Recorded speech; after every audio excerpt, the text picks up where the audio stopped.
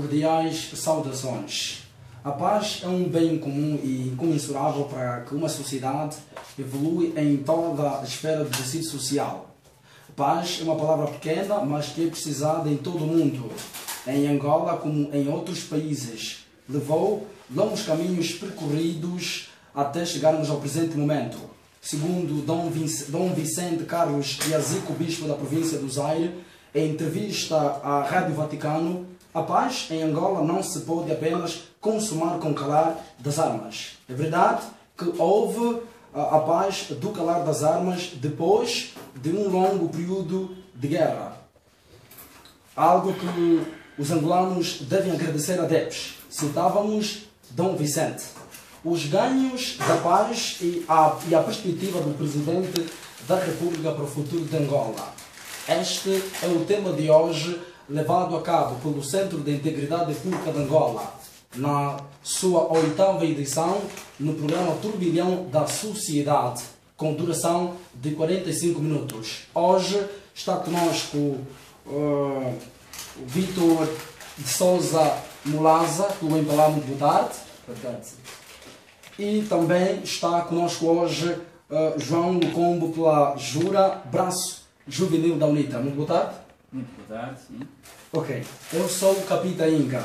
Mais uma vez, muito obrigado e agradecemos à JM Empalar por ter proposto este tema. Começo mesmo consigo, Vítor de Souza Mulaza. Quais são os reais ganhos que o calar das armas trouxe para o país? Desde já agradecer pelo convite. Me sinto honrado para poder falar desse tema. Tema esse como jovem que tem um grande, como poderia dizer, tem um grande objetivo, dá-nos uma grande forma de como perspectivar a própria paz. Falando da paz, fora do calar das armas, é verdade que 2002 Angola foi o primeiro ano que o nosso país começou a comemorar a independência sobre um clima de paz.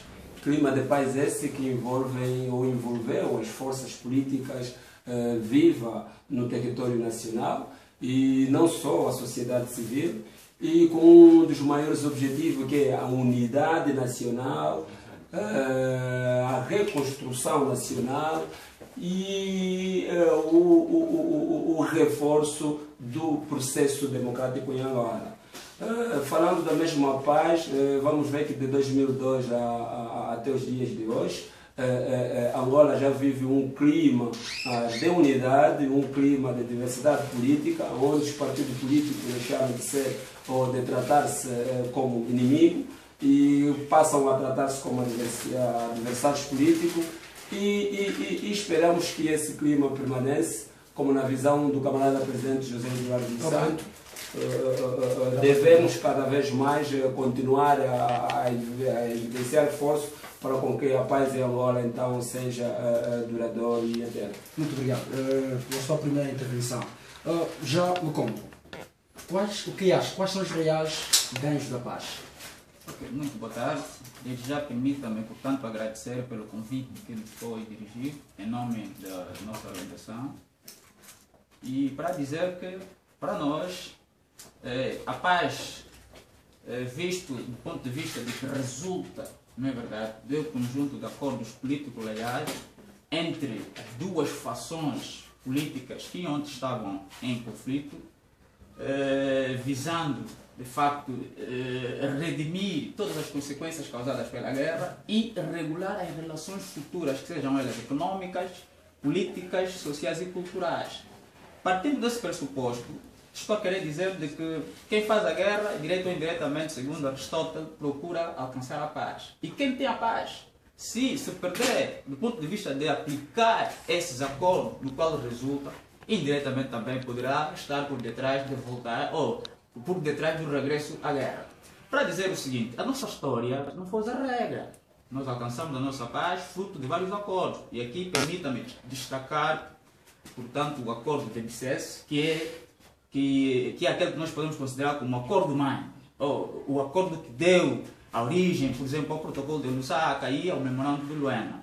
Este acordo estabelecia consigo um conjunto de elementos que, depois de alcançada a paz, para uma real reconciliação nacional dos angolanos na sua pátria do nascimento, deveriam ter sido implementados. Obviamente que efetivou-se com sucesso a formação do exército único, também efetivou-se com sucesso a transição, né, para a democracia, mas em contrapartida há aquelas questões, por exemplo, nós temos vindo a constatar, a UNITA tem vindo a constatar, de lá para cá, há um conjunto de elementos como os que têm a ver com, primeiro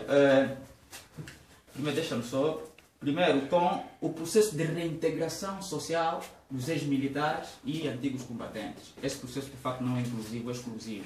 Tem dado maior prioridade, primeiro, aos ex-combatentes, antigos combatentes vindo das fileiras das ex-fápulas. Mas mesmo assim também não estão todos inclusos.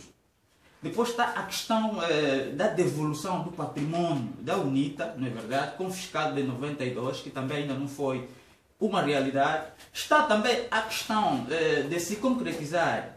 Quais são os reais ganhos da paz até agora? Bom, permita-me só levar ao raciocínio. Está também a questão, por exemplo, de se concretizar a atribuição de algumas terras, ou se quisermos, de algumas zonas diamantíferas, para que a UNITA tivesse feito alguma exploração, não se concretizou. Enfim, para nós, o real ganho, o maior ganho da paz, representa, portanto, o sentimento representa o sentimento de segurança, não é? Que o pós-conflito nos trouxe, mas em contrapartida, este sentimento precisa ser transformado em certeza de segurança. E eu pergunto, mais do que vocês lá nos vossos bairros podem constatar, será que nós estamos mesmo seguros? Estamos a ver assaltos aqui e acolá, dia após dia. Se nós formos para as nossas estradas, nós vimos N acidentes, umas delas causadas pelas más opções do ponto de vista da construção que o governo foi obtendo. Também estamos a... Já para terminar. Ok, também estamos a ver que, de facto, no plano econômico, será que estamos mesmo seguros? Já vamos lá chegar. Ok. Uma breve introdução. Vítor, no campo social, como é que estamos em termos de ganhos reais da paz? Como é que estamos? Atentamente aqui ao ver a explanação aqui do colega do painel, no campo social de realçar, principalmente depois do acordo de Bicesse, tivemos o acordo de Nova York, onde entraram então, do ponto de vista do campo diplomático, e a diplomacia sempre jogou um papel fundamental para alcançar a paz em Angola. De certeza que um dos itens na mesa foi a formação de um exército único, não é? Nesse caso era o processo de reintegração das ex-FAP para as Forças Armadas angolanas.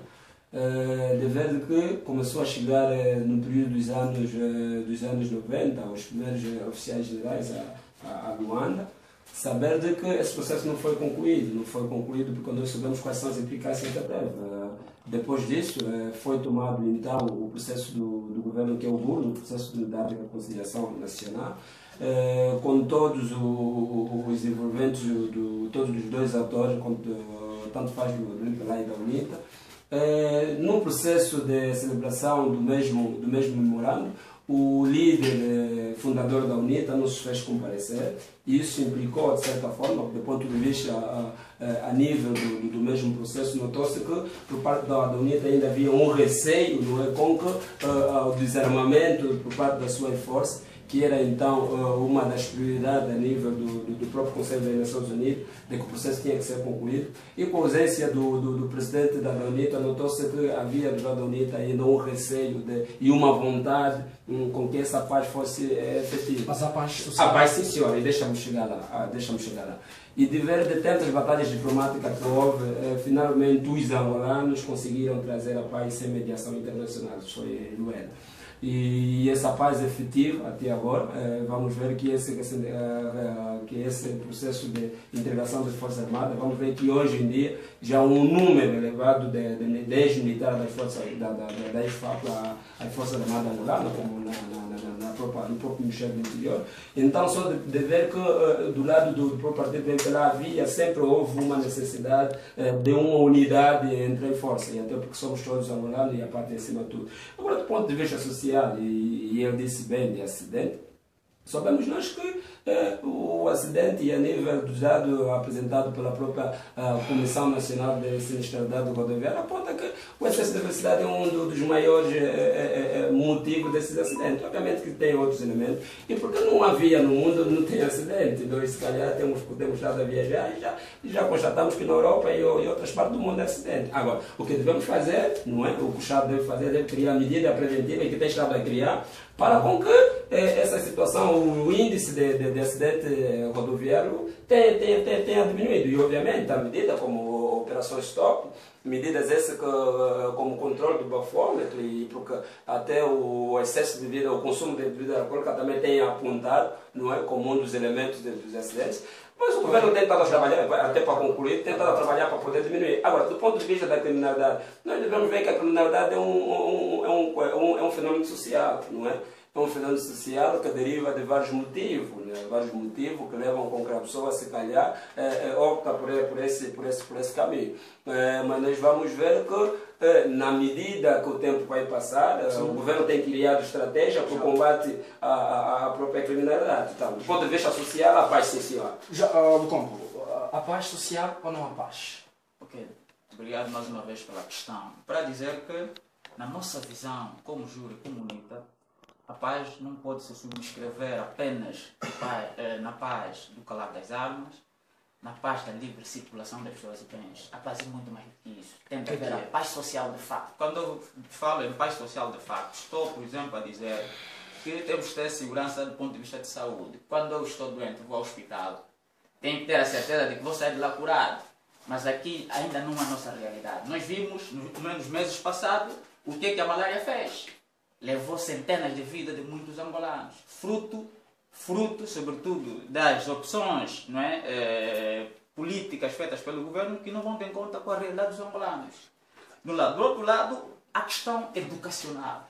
Nós, a UNITA, desde então, sempre obtivemos o homem como centro das nossas preocupações. E sabe por quê? Não. Porque o homem é o ponto de partida e de chegada para qualquer objetivo que se quer atingir. Quando em 2012 nós alcançamos a paz, o processo de reconstrução deveria ter começado com a reconstrução, primeiro, do homem.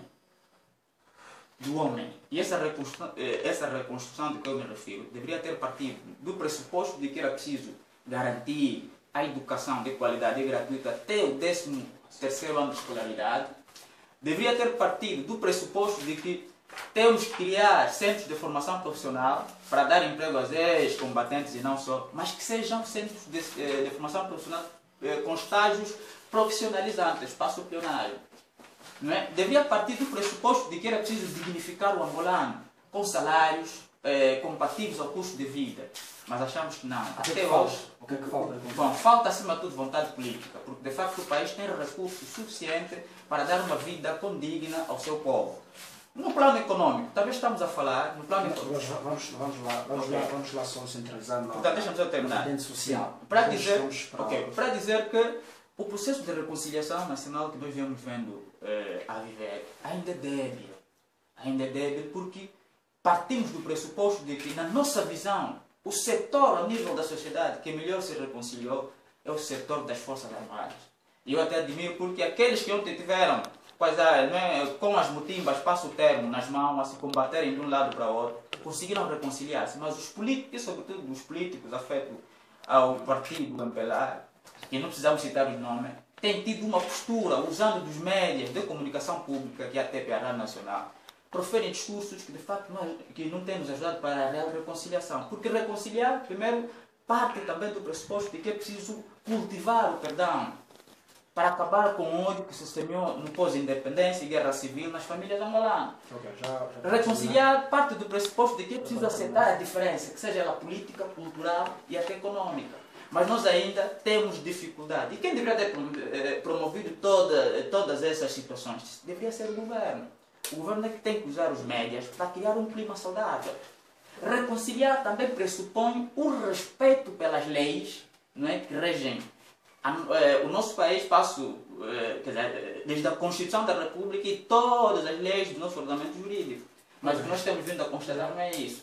Para dizer que até nesse historial das leis nós temos muitos passivos. Temos muitos passivos. A própria Constituição surge, portanto, violando aquilo que ontem já se considerava a Lei Constitucional de Angola, que eu considero uma lei, de facto, que tinha... era uma lei muito inclusiva porque trazia consigo pesos e contrapesos, aquilo que os ingleses chamam de check and balance, não é? Havia real separação de poder, o poder não estava concentrado nas mãos de um único cidadão, mas hoje nós temos uma Constituição que dá N poderes a um único cidadão e que depois não consegue exercê-los, porque são demais. Do lado, do outro lado, sim, é só para dizer que a Constituição da República surge violando o artigo 159 e 158 da antiga Lei Constitucional. O 159 estabelecia parâmetros, regras para eleger todos os titulares de cargos ao nível do país. A eleição não é que deveria ser livre, justa e transparente. Mas nós vimos, pela vontade do único cidadão, violamos esse elemento, não é? Violou-se esse elemento e hoje o Presidente da República e muitos Presidente da República eleito por boleia, por cabeça de lixa, e outros são apenas tidos para nomeações. Estamos a matar o país, estamos a matar a democracia. Ok, João, para terminar. Vitor. Deixa-me só, eu vou começar por responder pela última parte, que é que o Carlos se calhar expôs sobre a nomeação ou sobre o sistema de governo de Angola. Nós devemos saber que o nosso sistema assenta no presidencialismo, nesse caso as eleições são gerais. São gerais por quê? São gerais porque é uma eleição que elege os deputados à Assembleia da República, e na qual o cabeça de lista não é o partido que ganha, ou da proposta de cabeça de lista que é o Presidente da República, não é nada de boleia. Nós temos que falar do ponto de vista do que é o presidencialismo, não é? E quando o colega aqui do painel começa a dizer que a lei condicional, não é? do anterior normativo jurídico que regia o período colonial, devemos ver que a legislação deve ir de acordo com aquilo que é o contexto.